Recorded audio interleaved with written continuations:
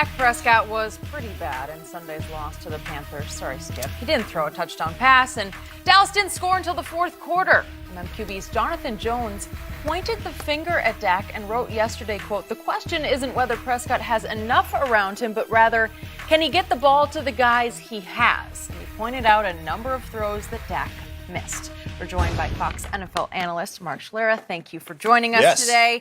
Does Dak deserve the blame? Does he deserve the lion's share of the blame or all the blame? It's never just Dak's fault. So, no, he doesn't deserve 100% of the blame.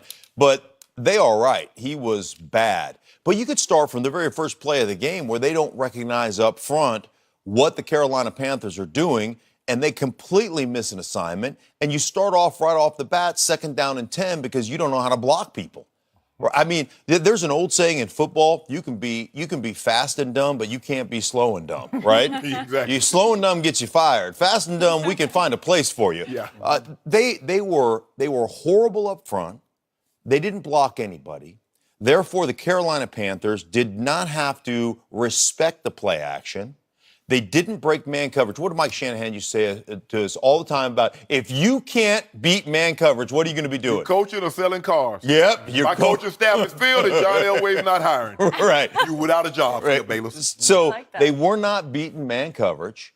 There was not, I can't remember, and I went back and watched the entirety of their offensive snaps last night because I knew that this was coming up. I do not believe I remember one broken tackle, no yards after first contact. And now ultimately here, Dak Prescott missed a couple of wide open guys that could have been big plays and could have flipped the script on this game. So that's his fault. The other thing, I thought Dak Prescott was seeing ghosts. I thought there were plenty of times when he dropped back and he saw ghosts and that internal clock on his head said, I got to throw the ball or I got to start to scramble, and there was not pressure. So that happened several times. So I will give him the lion's share of the blame, but it started from the very first play of the game where you don't know how to block things. And you give up, you put yourself in a 2nd and 10, you put yourself behind the chains on a consistent basis because you didn't get it done. Tell me when it's my turn. You want to go? You go I'm right gonna now. let you go. You sure? ex-teammates got to team up. No. Team up. Are Go you ahead. sure? Pile on. Go ahead. Yeah, I'm a firm believer there's no such thing as all or every. So I'm not going to give all the blame. I'm not going to every time something went wrong, it was Dak's fault. But he deserves a lot of the blame, Skip Bayless, because, again, he missed some throws. That throw to the tight end could have been a difference in the He ball also game. could still be running if he had just chosen to run. Yeah. He might still be running. He might run all the way to Miami. No. No? But anyway, there was a 3rd down play. The guy runs the route. He sits down. Dak throws the ball, 10 feet behind him. The thing, and here's what Dak said early in the year. We talked about number 1 receivers. Dak said, this is what Dak Prescott said in May. I don't know if any team in the league necessarily needs a number 1 receiver. It's all about getting the ball out, spreading the ball around, and keeping defense on their toes. But let me tell you why you can't keep defense on your toes, because they don't respect you. They respect Zeke Elliott. Okay. And that's the only playmaker that you have. And teams are saying, we're going to take the one playmaker you have away, and we're going to see what you're going to do with these other guys that probably should be selling cars or coaching. And right now, what we've been able to see, Skip Bayless, is that we haven't been able to see Dak Prescott on a consistent basis do what he needs to do, which is move the ball up and down the field, throwing it. Now, we know when 2-1 is running the ball down, people throw what he's capable of doing. But when they take that away, what do you have left? My turn? Oh, thank you very much. Yeah. So I love this over the top, over the edge, overreaction to game number 1 at Carolina. After Dak Prescott had been off, not played one lick of football for 3 weeks and a day with all new receivers. Whose idea was that? Was it Jason Garrett's? You know it was your, Jerry's. your ex-college teammate, Scott Linehan? Who did that? Was it Jerry Jones' idea? And by the way, Ezekiel Elliott hadn't played a football game for 252 days. And I kept hearing how sleek and explosive he was in camp.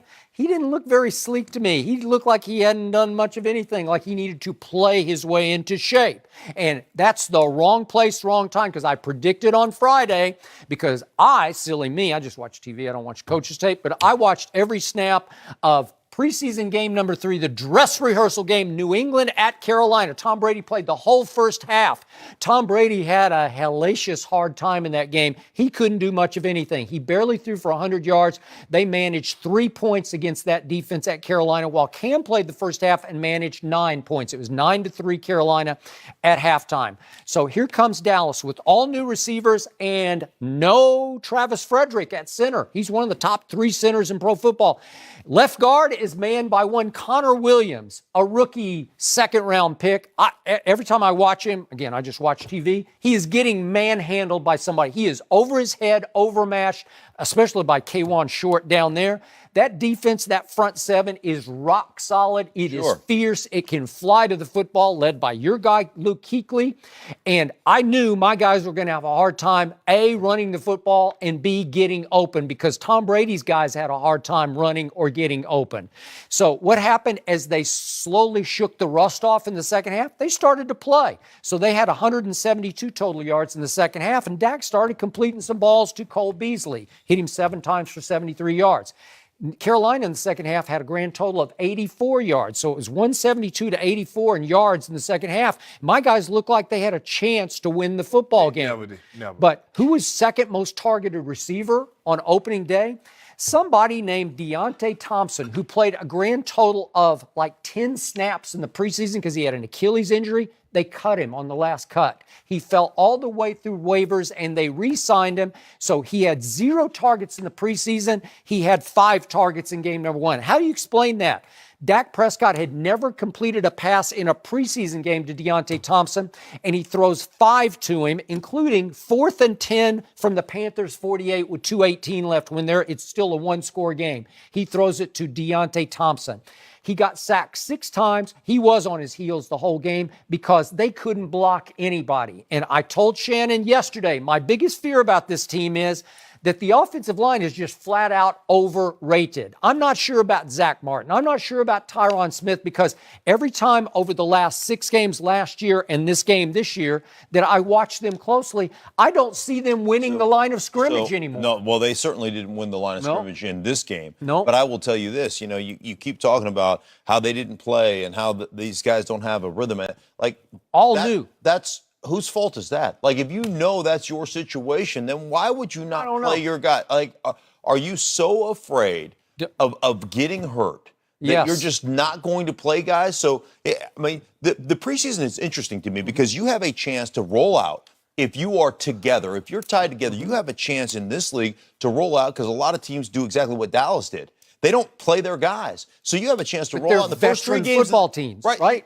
A chance to roll out in the first 3 games and steal 3 games, be 3-0 right off the bat. But you've chosen to take this young team and a young quarterback and a young running back who was suspended last year and a brand new receiving core, and we're not going to play you. We're not going to play. Like, really? Again, and then you're going to throw them into the fire against that defense in that stadium? That's your Good fault. luck. You know what I love? I love what Skip Bayless talking about. They had 172 yards. They did. In the second half. You know what you get for winning the second half? You get nothing. You get a loss. But what he didn't tell you is that they had 75 yards on 1 drive. On the all other possessions, you know they what? had 97. Kind of looked like the good old days on that drive, didn't it? Against a really good defense. But you tell Skip how hard it is that when a team knows that you can't run the football and all you have to do is pass it. You know who the second best runner on the football team is? It's the quarterback. Did he get any plays called for him? Finally, on the 75-yard drive. At the very end on the touchdown drive, they ran 2 kind of collegiate plays. One was just a pitch play. Right, one was an option play and one was a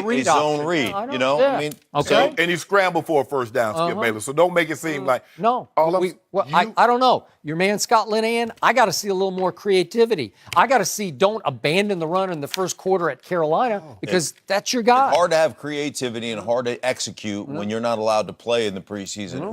Thank you. Who made that call? I guarantee it wasn't Scott Linehan. Scott Linehan didn't come out and go, hey, you know what we're not going to do? We're not going to play our young players and our brand new receiving core and our young quarterback. We're not going to do that. And Tyron Smith is not going to play.